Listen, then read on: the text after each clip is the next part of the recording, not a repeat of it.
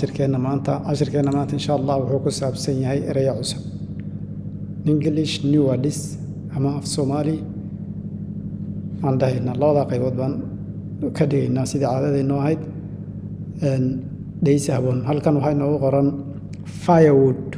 firewood waa maxay xaabo waxaa weeye dabcan waa wada garanaynaa geedka markuu qallalo intii lasoo jajabiyo lasoo hiryareeyo lagu shito dabka soap waa maraqa intii la kariyo sida khudaar saliid hilib la isku dardaro la shiilay cuntada lagu karsado we say soap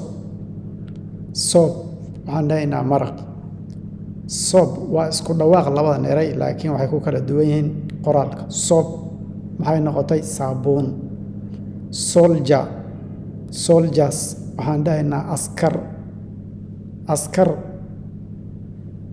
ayay noqotay sophisticated wax casri ah shay cusub dhaqan cusub sophisticated waa wax casri ah oo cusub ama technology ahaado ama dhaqanada cusub ee soo babaxay ha noqdaan sophisticated solvent waa wax qasma sonkorta cusbada haddaad sonkor biyo ku darto waa ku qasaysaa kadib biyihiin bay noqonaysaa probia sonkortii oo meel fadhida maar solvent dareere solution xal cilad baa kuu qabsatay ama adi dhibaata ku soo wajahday xal baad ka gaadhay xal solution ayuu noqonayaa society bulshada waa bulsho waa garan suro murugo solid waa waxa adag tusaale dhagaxa geedka waa shay lafta waa wax adag saddex bay noqdaan mise afar qiyaastii waxaa lagu yidhaahdaa afka qalaad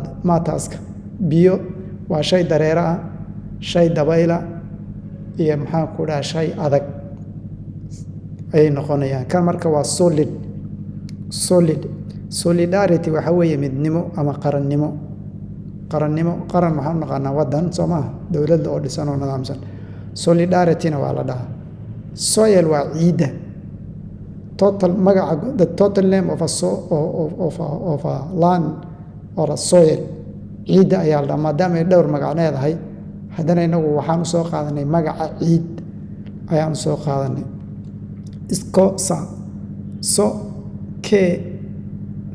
keesabaad eregan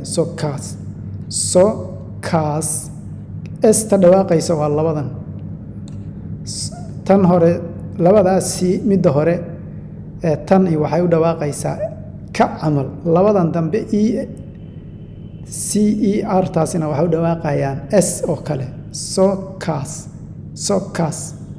sokaas ay noqonaysaa social bulsho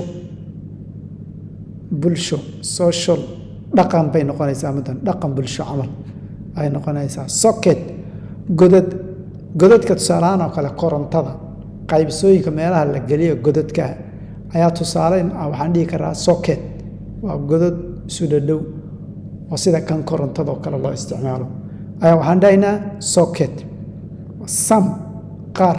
some people accepted the agreement qayb ka mida dadkii ayaa waxay aqbaleen heshiiskii waa garanay softy jilicsan waa shay jilicsan oo dabacsan sofa ilaa xad waa xidhiidhii eregan waan tusaalahaan oo kale wuxuu ku dhahay waxaa tidhi hawshii ma ku guulaysatay maya ilaa xad waa daba socdaabuu ku dhahay we were not succeeded still but so far we are continue to it weli waa sii wadnaa south waxaan dhahaynaa koonfur ereyadan waxaan soo qaadanay ereyada ka bilowda so say isugu xigaan ama qaabka u dhawaaqaan south ay noqonaysaa maxay noqotay koonfur source isha ama ilo dhaqaale tusaale dowladdu kolkay dakhli aruurinayso dadkii canshuur ka soo qaadaa soo ma waxay samaysaa oo kaleeto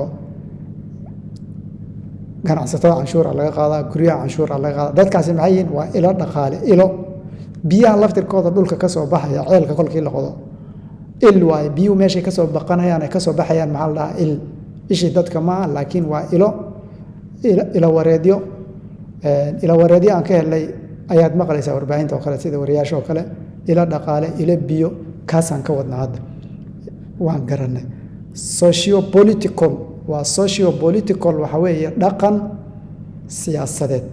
dhaqan siyaasadeed maxaan dhahaynaa dhaqan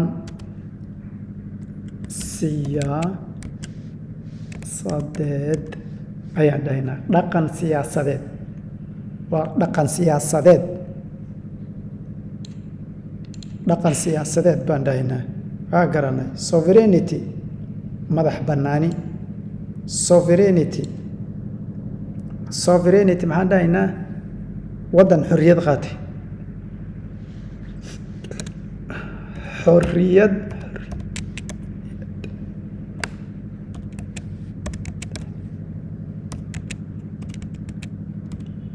ama madax bannaani. xorriyad waddan xorriyad qaatay ama madax bannaani. adi miduu nagu yeedh xorriyad ama madax bannaani. waa garanay. song waa caadi hees. muusiga dad badan baa dhegeysa maadaama aynan fiicnayn dhaqanka islaamka. sound waa shanqadh. sound maxaan dhahnay waa shanqadh baxday. waxbaa shanqadhaya. dhawaaqa dheer weliba qawda oo kalea sound. dad kolkay qane oo kaleeta noisena waa la laakiin sound waa shanqadh. dhawaaq iyo shanqadh. shanqadh maxay noqotay sound. intaas aan ku daynaynaa. asalaamu calaykum waraxmat ullahi wabarakaatu.